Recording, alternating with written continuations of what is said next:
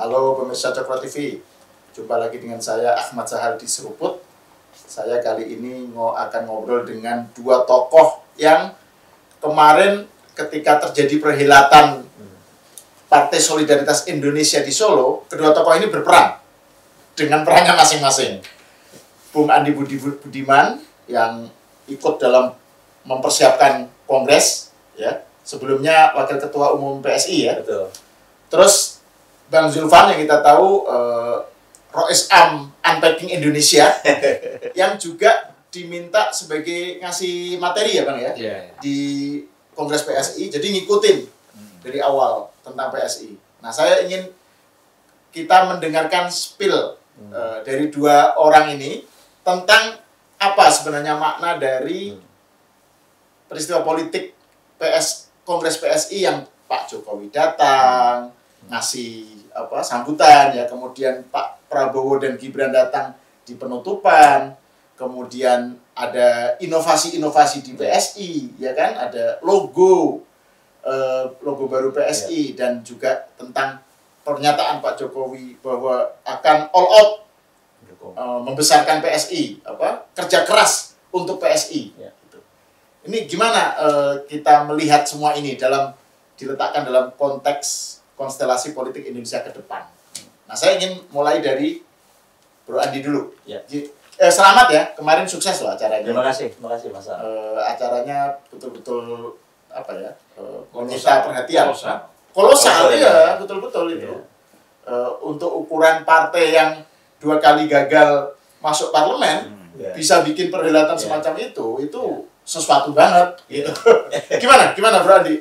Ya, pertama ya, sebetulnya Kongres ini menandai satu hal yang sangat fundamental sedang terjadi di internal PSI, yaitu transformasi politik PSI menjadi apa yang disebut sebagai partai super terbuka. Makanya tagline-nya jadi partai super TBK itu dasarnya itu dibangun melalui Kongres ini.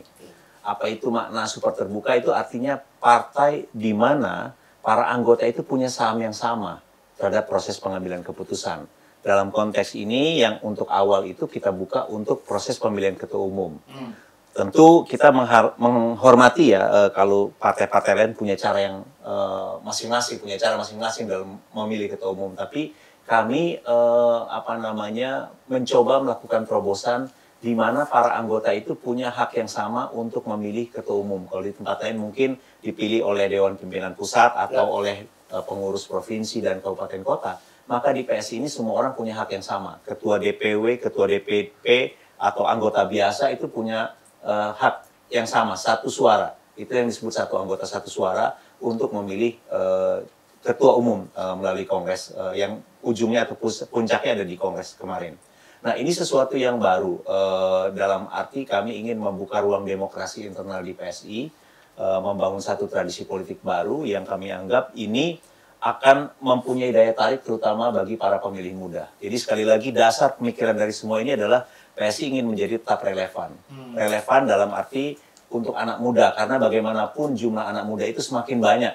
Dalam 2029 nanti itu akan menjadi kekuatan mayoritas. Dan kalau dari percakapan yang kita lakukan dengan anak-anak muda atau dari berbagai survei terungkap bahwa anak muda kalau ingin terlibat dalam politik itu mereka ingin ada ruang partisipasi. Jadi bukan hanya sebagai simbol, bukan hanya sebagai alat dan lain sebagainya, tapi ada ruang partisipasi.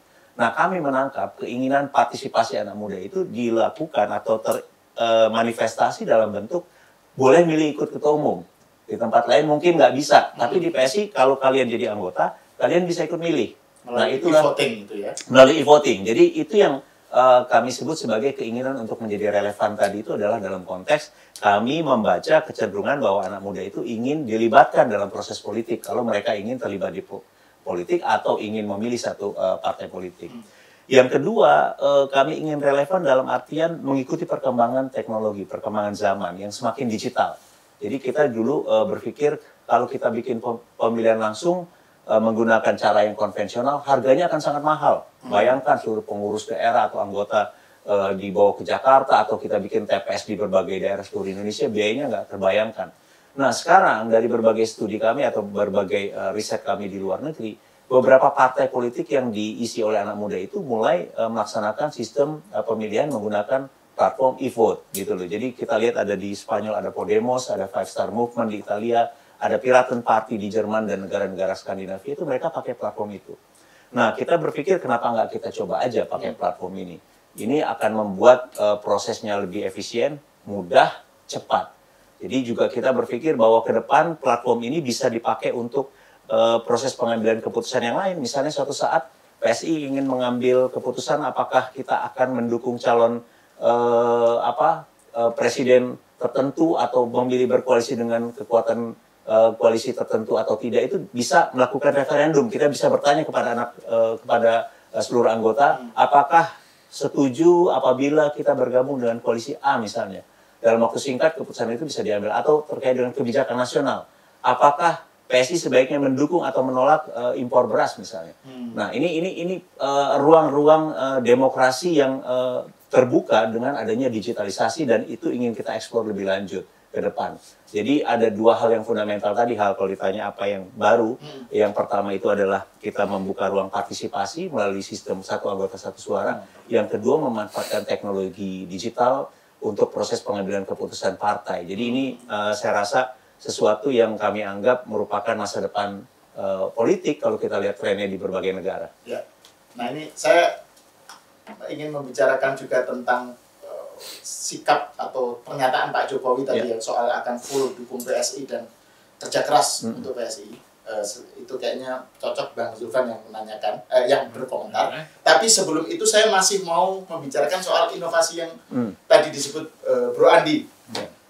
Ada nyinyiran nih terhadap inovasi-inovasi tadi soal partai super TBK dan e-voting dan lain-lain tadi. Pertama, ini tuduhan dari salah satu kader PDIP ya, Guntur Romli, bilang bahwa ini kayak sepak bola gajah, udah ketahuan hasilnya. Jadi berbusa-busa bicara inovasi, kemudian macam-macam, tapi sebenarnya sudah ketahuan ketuanya gitu. Tuduhan sepak bola gajah itu. Yang kedua, soal pernyataan Pak Jokowi yang bilang bahwa ini partai yang berbeda karena bukan dimiliki keluarga dan elit. Terus dia bilang, Pak Jokowi apa nggak malu, itu kan isinya keluarganya dia gitu. Terus pokoknya itulah. Bagaimana, saya nggak tahu apakah perlu ditanggapi, tapi menurut saya perlu itu ditanggapi. Yang pertama, kalau dibilang bahwa misalnya pertanyaan apa nggak malu karena isinya keluarga. Justru proses pemilihan raya ini kan dipilih oleh seluruh anggota. Bukan Pak Jokowi yang memilih ketua umum atau siapapun ya, tapi ini dipilih oleh seluruh anggota. Satu anggota satu suara. Kalau kita percaya pada demokrasi, pada proses demokrasi, harusnya juga kita tidak bisa bilang bahwa untuk apa ada pemilihan umum kalau misalnya kita sudah tahu siapa pemenangnya.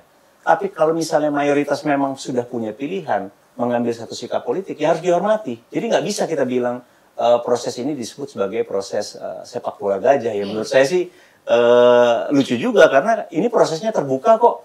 Justru orang yang misalnya tidak setuju dengan Mas Kaisang justru bisa mengeksersis hak dia dalam proses pemilihan itu dengan menyatakan tidak memilih atau mengkampanyekan untuk tidak memilih. Tapi kan pada akhirnya ketika semua orang sudah mengambil satu sikap, ya harus dihormati. Itu esensi dari demokrasi. Kecuali kita memang tidak setuju dengan demokrasi. Justru itu jadi sesuatu yang menurut saya harus kita tanya ulang. Kita kalau di kita sendiri kan terlihat bagaimana kader itu antusias dalam proses ini. 84% menggunakan hak pilihnya dari. Jadi itu diregistrasi lagi ya, betul. Didata ulang. Betul. Itu berapa jumlah ininya? Kita verifikasi yang ulang. Yang menyatakan bahwa kami adalah PSI. Ya, database kami itu sekitar 187.000 sekian orang yang terverifikasi sebagai anggota dan ingin memilih. Dan yang ikut pemilihan itu 153.000 sekian kalau nggak salah. Itu 84%. Jadi itu memperlihatkan satu sikap yang positif ya, dukungan yang tinggi terhadap proses politik ini yang mencerminkan kepercayaan di antara anggota kami. Jangan lupa ini kan pemilihan internal PSI gitu loh. Kalau anggota kita berpartisipasi, ikut memilih dan sudah menentukan pilihan, ya memang begitu hasilnya gitu loh. Jadi kalau misalnya ada pihak-pihak yang nyinyir ya, saya nggak bisa menjawab. Tapi ya biarkan saja, ini kan proses PSI gitu loh, Mas Sahal. Ya, Bang Zulfan. Saya kan penyimak setia konten-konten Unpacking Indonesia. Nah, ini bahan yang sangat bagus untuk belajar tentang politik Indonesia. Nah, di konten terbaru itu kan membahas tentang PSI, Kongres PSI ini, Bang Zulfan. di Zulfan dan Review, itu judulnya aja udah Jokowi mencurahkan jiwa dan raga untuk PSI. Nah, gitu. Terus di konten antitesis yang kayaknya tayang baru kemarin ya Bang Zulfan ya. Bilang bahwa ya peran Pak Jokowi, peran politik ini menentukan, tetapi PSI harus kerja keras gitu untuk bisa besar gitu. Saya ingin Bang Zulfan mereview lagi lah, meng-spill lagi tuh, tentang pandangan-pandangan Bang Zulfan yang tadi itu.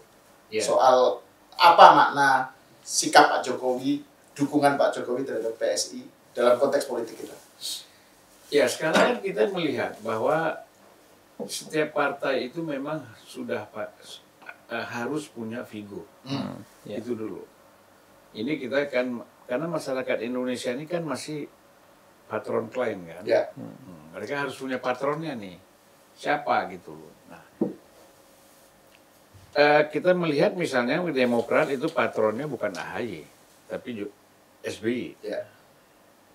Begitu juga PDIP kan, Megawati, Prabowo di Gerindra, atau Surya Paloh, Nasdem misalnya. Nah, PSI ini kan partai baru, ya nggak baru juga sih, udah 10 tahun ya pemilu Bang. Nah, jadi kalau kita lihat di sini tetap harus mempunyai figur yang kuat. Kekuatan figur itu kan bagi PSI sekarang ada di Pak Jokowi. Nah, tentu yang paling diharapkan oleh oleh PSI misalnya adalah kehadiran Pak Jokowi itu tidak samar-samar lagi. Harus memang betul-betul termanifestasikan di dalam struktur organisasi. Katakanlah sebagai ketua Dewan Pembina. Ini kekuatan. Gitu loh. Nah, kalau tanpa ini bagaimana? Ya bisa tetap jalan, tapi kan ibaratnya tuh kurang sempurna ya. Nah, lalu kalau setelah Pak Jokowi itu masuk sebagai figur misalnya, ada dalam struktur, apakah cukup bagi PSI mengandalkan ketokohan dan kekuatan politik Pak Jokowi? Kan tidak. Artinya PSI harus kerja keras. Membangun organisasi dari pusat sampai ke ranting, kemudian membangun sistem perkaderan yang bagus, dan perlu dukungan dana juga. Ini ada 3 hal yang dikatakan Pak Jokowi juga ya. Betul. Nah, kemudian kan organisasi, logistik, bensin ya, dana, satu lagi apa? Turun ke bawah. Turun ke bawah. Jadi ke konstituen. Nah, ini kan semuanya bisa terjadi kalau ada kaderisasi. Tidak bisa diserahkan kepada anggota atau orang bawa masuk walaupun dia tokoh, tapi dia tidak bekerja untuk, kan pekerjaan partai ini kan unik. Ya kan? Kita kan beda sama perusahaan. Kalau perusahaan begitu di cabang sana mau ditaruh orang, ambil aja satu orang yang memang expert. Ya kan? Dia hanya ngelola apa yang ada di situ. Tapi kan kalau partai, dia kan berpikir hanya bagaimana mengembangkan partai ini dengan sumber daya manusia yang berkualitas. Gitu, berbobot betul. Sehingga untuk apa? Dia mampu memanage organisasi. Dia juga mampu berkomunikasi. Bukan internal tapi termasuk dengan secara eksternal misalnya. Ya. Nah, lalu dia bisa memahami persoalan-persoalan yang ada di daerah itu apa. Nah, ini tokoh-tokoh lokal itu harus paham. Ya kan? Tentu di-drive oleh pusat ya, oleh figur-figur yang ada di pusat. Nah, ini penting sekali. Jadi, tanpa kerja keras PSI, walaupun ada Pak Jokowi, saya kira tidak signifikan perkembangannya. Nah, kalau kita mau memang berkembang sampai di atas 10%, ini harus di atas 10%. Ya, ini harus kerja keras.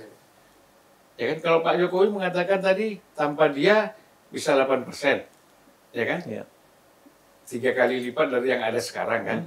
Ya, berarti kan sekitar 8% lah. Ya, betul. Nah, dengan Pak Jokowi masuk kan tinggal tambah 2-3% lagi, gitu loh. Itu berarti kalau 10% itu berarti melampaui Nasdem, terus Demokrat. Ya di bawah Gerindra lah. Di bawah Gerindra, Dan itu menurut Bang Zulfan, itu sesuatu yang realistis, bisa dicapai? Saya kira realistis. Kita kan lihat misalnya, nanti kan ada lagi apa? setelah kita kuat tadi di organisasi, di pendanaan, di kaderisasi, kemudian komunikasi dengan masyarakat, dengan istilah tadi mesti sering turun ke bawah, kan caleg. Ya. PSI kan waktu 2019 itu kan hanya punya calegnya itu kan 6.000. Iya, betul Bang. 2024 9.000. Padahal kuotanya kan 22.700. Iya, masih jauh. Nah, kan? Nah, kalau kita punya kuota 22.700, itu kan bisa sekarang 9.000 kita katakan dapat hampir 3%. Iya. Ya kan? Iya. Berarti kalau 9.000, 18.000 kita bisa dapat 6%. 6%. Ya kan? Kira-kira kalau ada 22.700, 78%. kita bisa dapat 78%. Dari situ tuh udah bisa dihitung. Nah, kemudian kan nanti fokus kita. Fokusnya mau daerah mana? Jadi sekarang basis PSI itu di mana? Ya, misalnya kan tinggal kita hitung sekarang. DPRD yang kita sekarang dominan tuh di mana? Ya. Nah, daerah itu ditingkatkan untuk mendapat 1 kursi DPR RI. Ya kan? Begitu juga daerah-daerah lain kan 184 DPRD kita. Iya. Yuk, aku jadi hafal. Statistiknya. Udah kayak sekjen PSI. Iya kan? Karena ya selama di sana saya pelajari lah ya. Iya. Nah, jadi 184 DPRD misalnya. Nah, ini kan tinggal dilihat aja daerah mana yang potensial. Betul. Yang sudah real itu ada DPRD kota dan kabupaten, provinsi. Nah, tinggal ini ditambahkan aja. Pokoknya ditugaskan, difokuskan, di sini harus dapat 1 kursi. Jadi kalau kita membutuhkan sebenarnya sekedar lolos, itu kan 13-14 kursi. Iya. Itu kita bisa fokus di 14 dapil. Iya. Dengan asumsi 4% ya Bang ya? Kalau Ya. misalnya yang disebut lolos tadi ya? Ya. Iya. Tapi kan kita jangan bekerja sesuai dengan threshold. Ya. Kita kan mau di atas itu. Ya. Misalnya kita targetkan kita mau 25 kursi. Lolos itu harus lah. Iya, harus, itu, ya kan? Itu, Iya. itu syarat minimal Iya, itu. Iya, lolos. harus. Tetapi kan kita mau 30 kursi misalnya. Iya. Tinggal kita kerja di 30 dapil. Kita fokus. 30 dapil, jangan semua dapil. Nah, apa? Artinya 30 dapil ini kita memang punya caleg-caleg yang memang bisa menang. Ya kan? Kalau 1 dapil bisa dapat 2 itu bonus. Iya. Betul nggak? Nah, tapi wajib 30 dapil itu 1 yang kita fokuskan. Kita betul-betul perhatikan karena basisnya ada. Iya, Gitu kan? betul. Basisnya ada. Iya. Kalau nggak ada basis kan berat Iya. memang. Iya. Nah, jadi yang lain-lain itu kalau dapat juga itu bonus semua, tetapi yang 30 dapil ini harus betul-betul diperhatikan gitu loh. Nah, kita lihat berat nggak kita kalau di daerah Jawa? Oh, kalau berat berarti kita harus cari Kalimantan, Sumatera, Sulawesi kan? Mungkin NTB, NTT, Indonesia Timur bisa dapat di sana. Menurut saya itu yang harus kita lakukan untuk apa? Untuk membesarkan PSI gitu, ya kan? Bagi PSI, gimana caranya supaya menerjemahkan atau mengkonvert kekuatan politik Pak Jokowi itu, pengaruh politik Pak Jokowi menjadi votes untuk PSI, gitu. Dan yang kedua, kalau memang itu terjadi kan, bagaimana dengan partai-partai nasionalis yang lain? Kan mereka merasa wah kalau Pak Jokowi masuk ke PSI, bisa aja kan dia mengambil misalnya dari PDIP, ya kan, dari partai-partai lain yang mereka dukung Jokowi, gitu. Iya. Nah itu gimana Bang Zulfan, menurut Bang Zulfan ya? Jadi ini soal apa yang akan terjadi, gitu. Kan basis pertama itu kan Pak Jokowi ini punya relawan. Ya. Oke.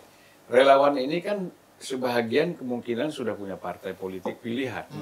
Ya. Nah, tapi bagi yang belum punya partai politik pilihan dia bisa gabung. Ya. Dia juga bisa menjadi katakanlah tadi Saya partai misalnya. saya partai perpanjangan partai ke masyarakat. Nah, ini sangat membantu kan. Nah, artinya memang sekarang yang harus betul-betul dilakukan oleh PSI adalah bagaimana marketing Pak Jokowi. bahwa semua orang tuh otomatis PSI Jokowi. PSI Jokowi, gitu loh. Itu harus terbangun. Orang tidak boleh tanya lagi, apa ya PSI Jokowi, ya kan? Karena kan image orang PSI ini harus terbangun adalah milik Jokowi.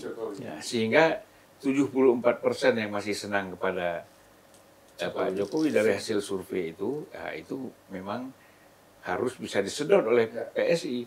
Dan ini tidak boleh lama-lama, Bung Andi. Kenapa? Kan lama-lama itu kan akan menurun. Betul, antusiasme ya.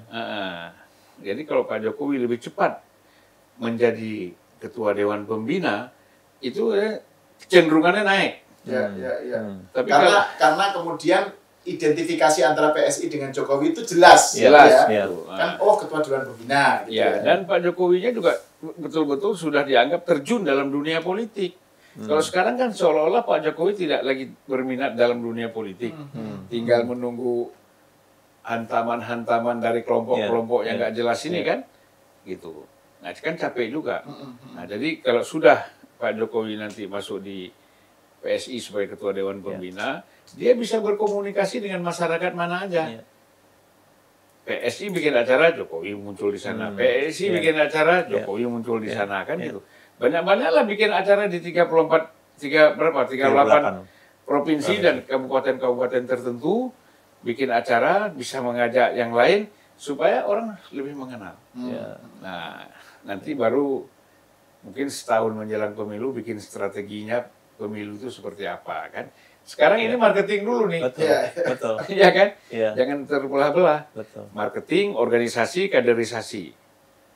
Gitu. Nah, untuk pemilunya nanti tentu kan kalau udah Pak Jokowi sudah dikenal sebagai tokoh figur yang ada di dalam PSI, itu kan tokoh-tokoh yang lain mau jadi caleg itu kan tertarik. Kenapa saya mau ya? Nah, nanti strategi medianya diatur lagi kan. Bagaimana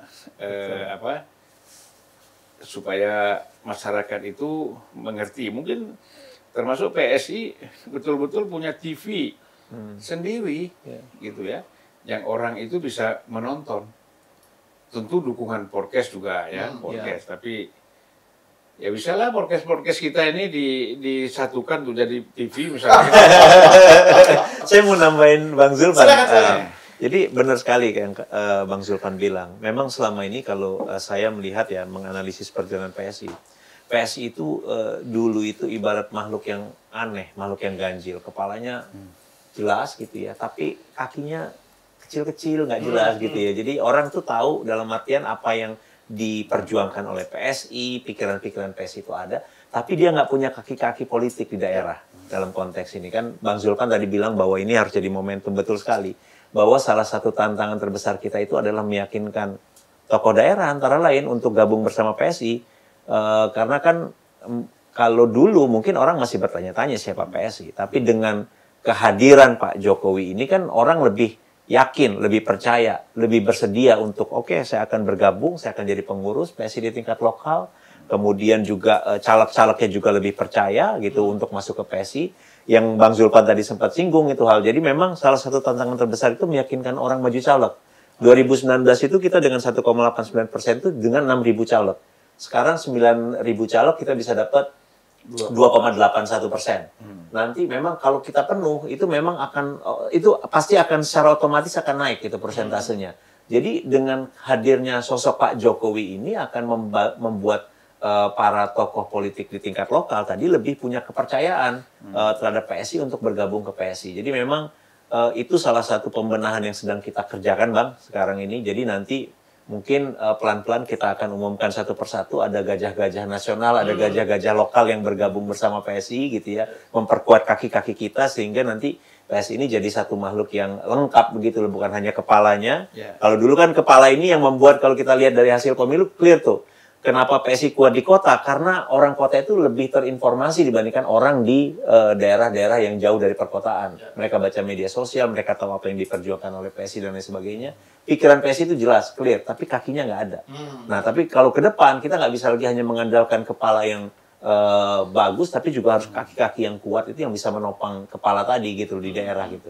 Nah ini yang sedang kita kerjakan, perbaikan infrastruktur partai. Soal juga ya, transformasi brand image. Betul. Tentang tadi identifikasi Jokowi dan PSI. What next? Kaitannya dengan 2029. Terkait dengan tadi, dengan hubungan dengan Pak Prabowo dan Gerindra maksud saya. Terus juga kemarin kan Pak Prabowo menyatakan kan Gerindra dengan PDIP itu kayak kakak adik, kayak adik kakak. Nah itu gimana membacanya itu? Jelas kan posisi PSI kan kita mendukung penuh Pak Prabowo ya, dalam artian kesuksesan pemerintahan Pak Prabowo ini juga akan menjadi salah satu tolak ukur kesuksesan PSI dalam meyakinkan publik bahwa apa yang dikerjakan oleh Pak Prabowo dan Mas Gibran ini memang telah menghasilkan sesuatu yang baik buat Indonesia. Jadi itu komitmen kita bahwa kita akan mendukung penuh pemerintahan Pak Prabowo dan Mas Gibran gitu ya.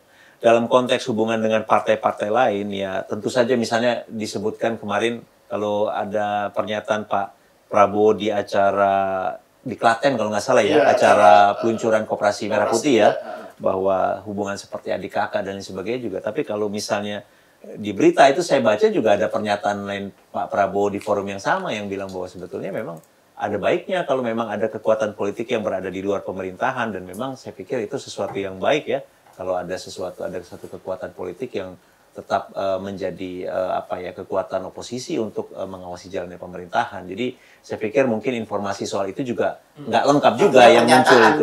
Pak Prabowo itu tidak bisa diartikan terus PDIP akan masuk ke dalam koalisi. Saya nggak tahu juga, tapi yang jelas di kesempatan yang sama ada pernyataan lain yang juga mungkin harus dilihat oleh publik atau diperhatikan oleh publik bahwa bukan hanya pernyataan itu yang muncul, tapi ada statement lain terkait dengan pentingnya oposisi yang ditekankan oleh Bapak Presiden. Jadi sekali lagi kalau menurut kami dalam konteks ini ya hubungan Pak Prabowo dengan Pak Jokowi sendiri sangat baik. Itu terlihat sekali di acara di Kongres kemarin. Pak Prabowo mengingatkan kembali bahwa ada pihak-pihak yang ingin menjauhkan, merenggangkan, tapi ini kan hubungannya sangat baik.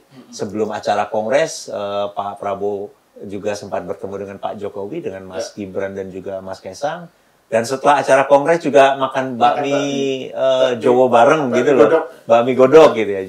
Jadi saya lihat ini memperlihatkan satu kemesraan politik yang yang tidak terbantahkan, dan kita tahu semua bahwa Pak Prabowo ini orang yang sangat loyal, orang yang sangat menghormati kawan dan sahabat-sahabat yang mendukung beliau semasa perjalanan karir politiknya gitu ya. Dan sekaligus itu menepis narasi yang pengen memecah belah ya. Betul.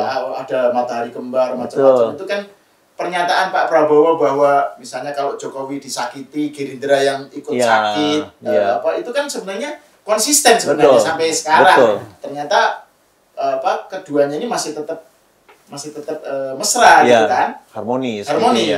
Betul. Itu nggak terbantahkan. Saya mungkin mau tambahkan sedikit. Sebenarnya ketika saya ngobrol 1 jam dengan Pak Jokowi, saya di rumahnya.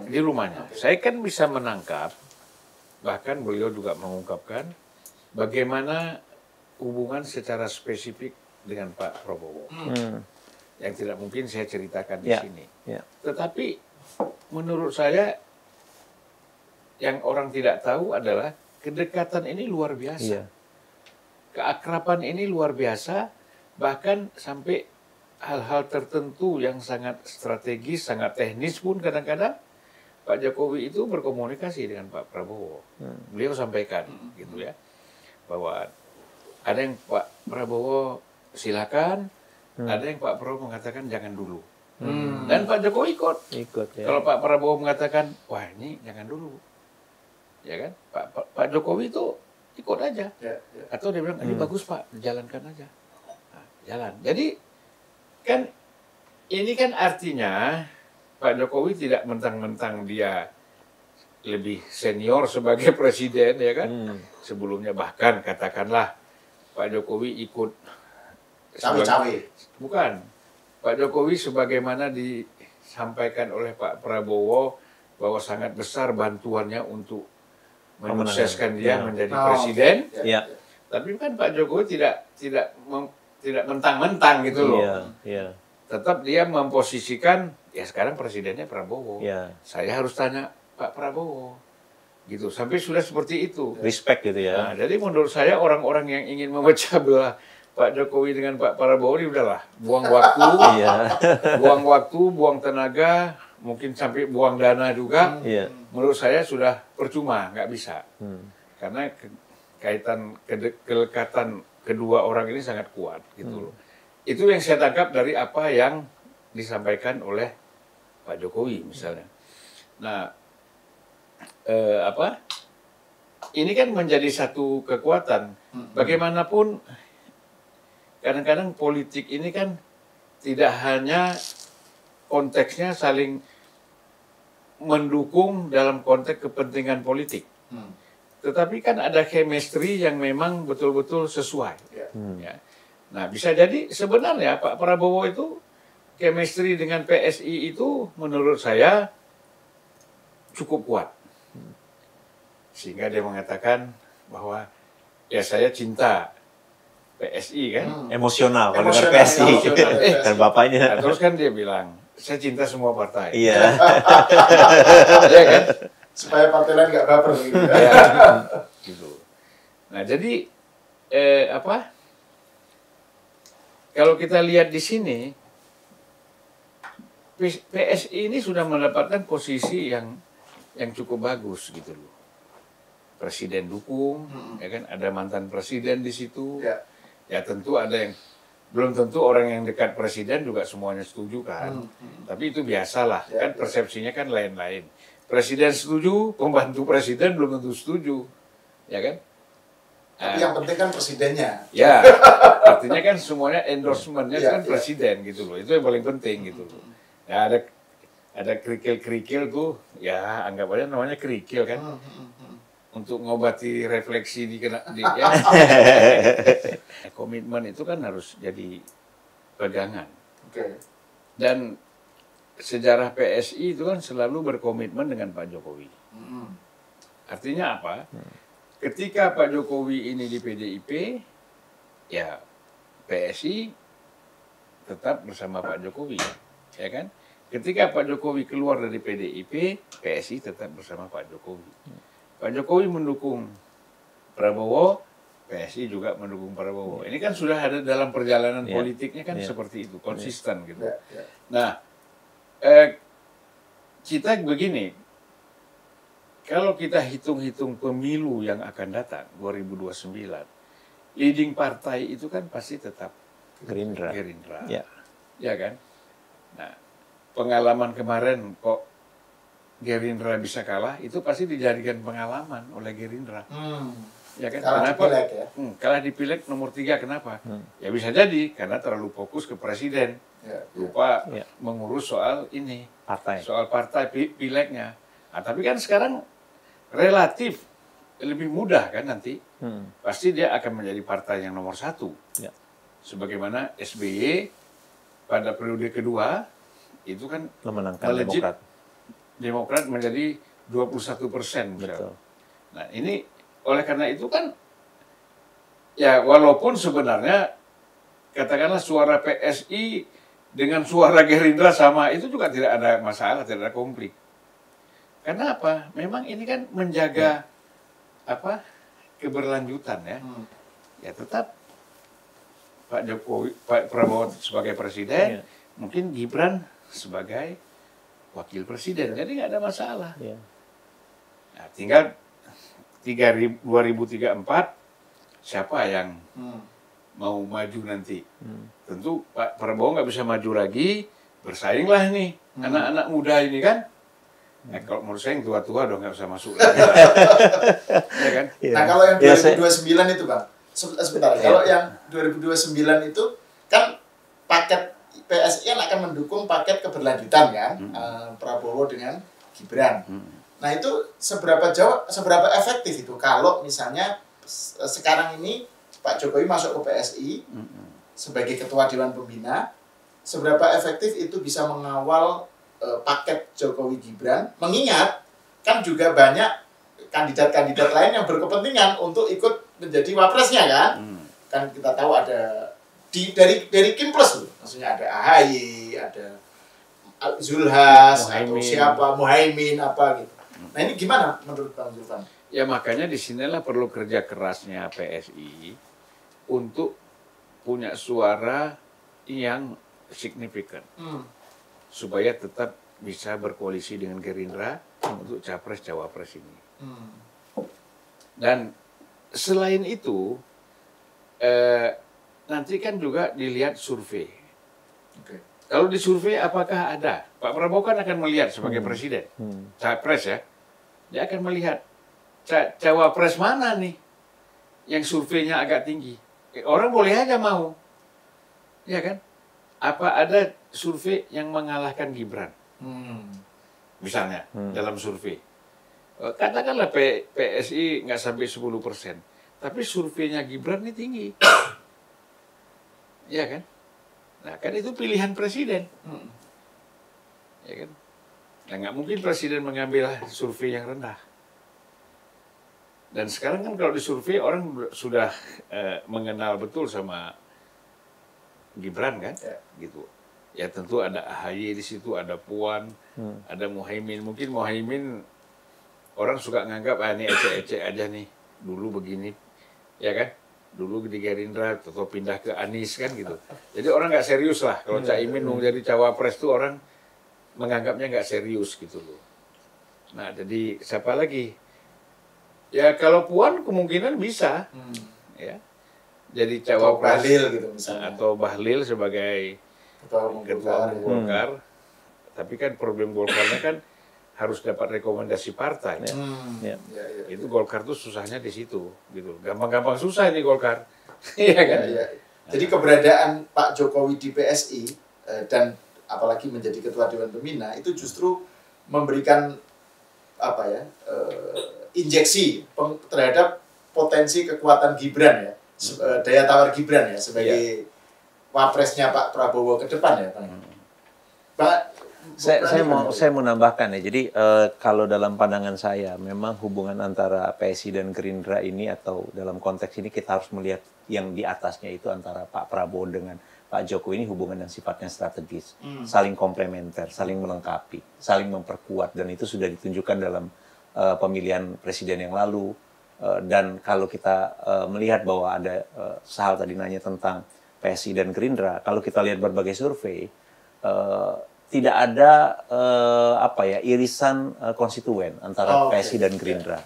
Jadi itu bisa dilihat juga dari misalnya perolehan suara PSI begitu ya, itu juga misalnya tidak mengganggu suara Gerindra di tempat yang sama, tidak menggeser calon dari Gerindra dan sebagainya. Jadi saya rasa ini juga akan membuat hubungan yang sifatnya strategis tadi itu lebih nyaman bagi kedua partai. Apalagi kita sadar kalau PSI ini kan partai yang masih baru ya, Bang ya. Jadi nggak akan mungkin bisa bukan sesuatu yang pastinya akan mengancam Gerindra sendiri yang saya rasa pasti akan menjadi partai pemenang pemilu di 2029 nanti. Tapi yang harus diperhitungkan atau yang dilihat justru sebagai satu kawan strategis, kedua kekuatan politik ini akan bisa saling melengkapi untuk jangka panjang, saling memperkuat satu sama lain tanpa ada sesuatu yang perlu dikhawatirkan misalnya, karena ya PSI sendiri sekarang belum ada kursi di parlemen gitu loh. Jadi saya rasa ini akan memperkuat keyakinan satu sama lain bahwa ini merupakan kerjasama yang sifatnya jangka panjang gitu loh, bisa tanpa ada saling mengganggu gitu loh, saling nyaman satu sama lain. Apalagi ada sosok Pak Prabowo, ada sosok Pak Jokowi yang saling respect satu sama lain. Jangan lupa berkoalisi dengan Cokro TV dan Unpacking. Ya. Kenapa? Karena penonton kita kan sudah di atas 100 juta. Iya. Ya. Nah, koalisi strategis juga itu, Bang. Iya, makanya. Iya kan? Iya. Jadi kalau tadi kan Bang Zulfan menyebut bahwa ini PSI harus cepat nih menggrab potensi atau pengaruh kekuatan politik Pak Jokowi, karena ini lama-lama kalau dia tidak diwadahi oleh partai gitu ya, dia akan merosot gitu ya. Nah ini saya ingin mendapat komentar dari Bung Andi terkait soal ini, karena kan gini, sekarang ini kan serangan pada Pak Jokowi itu nggak berhenti kan. dari berbagai jurusan, apapun diserang, soal tuduhan ijazah palsu, soal sakitnya, soal macam-macam gitu.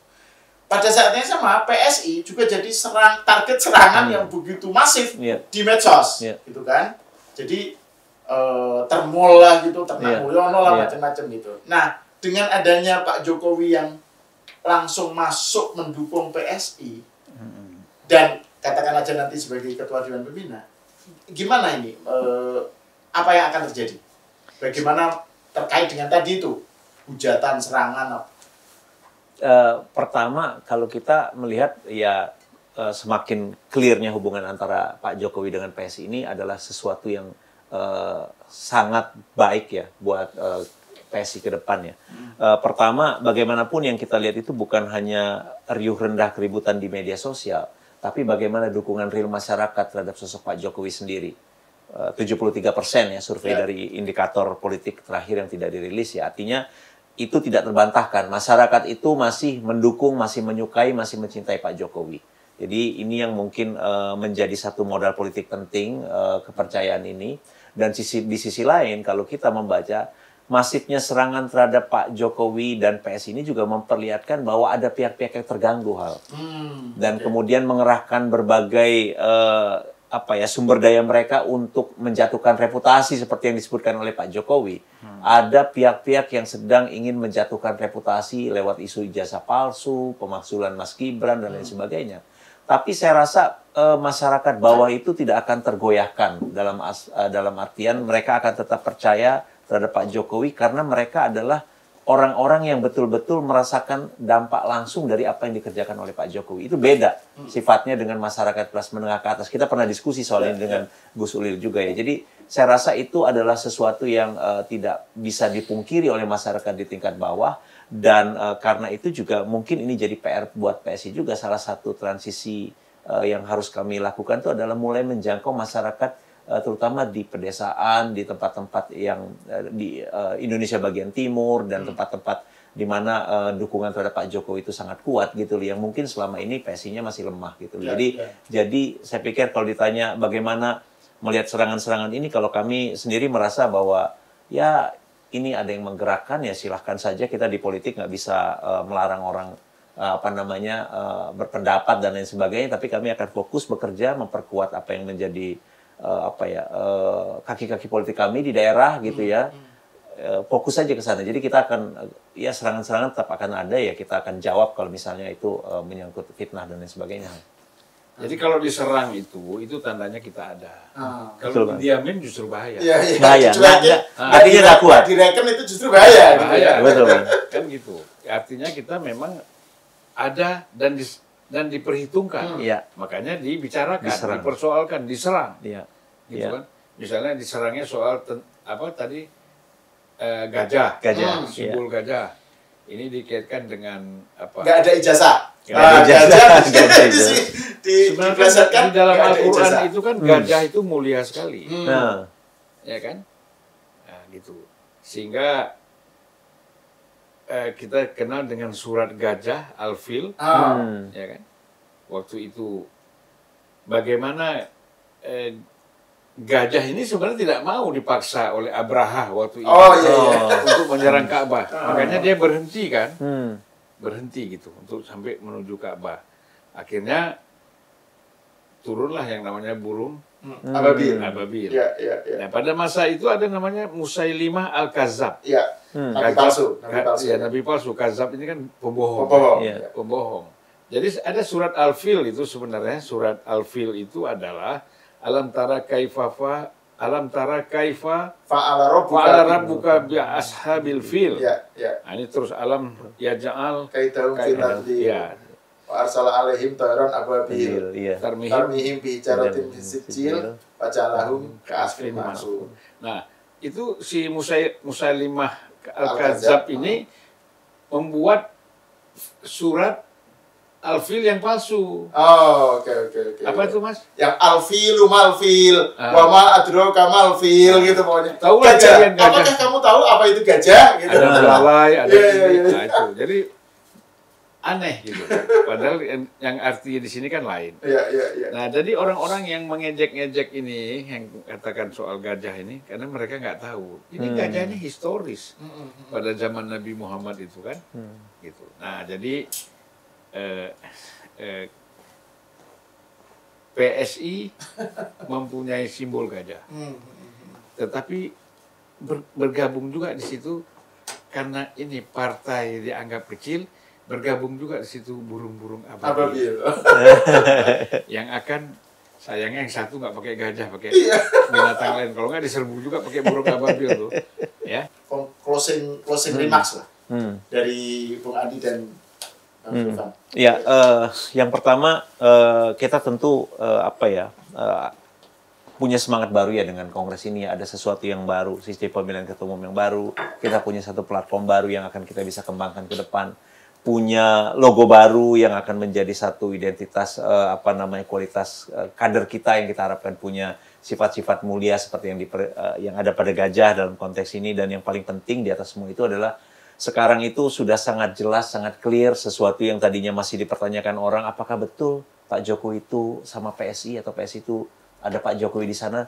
Pernyataan Pak Jokowi itu menurut saya sangat jelas, sangat clear, sangat terbuka bahwa Pak Jokowi ada di belakang PSI gitu loh, akan bekerja keras memenangkan PSI dan itu adalah sesuatu yang sangat kami syukuri.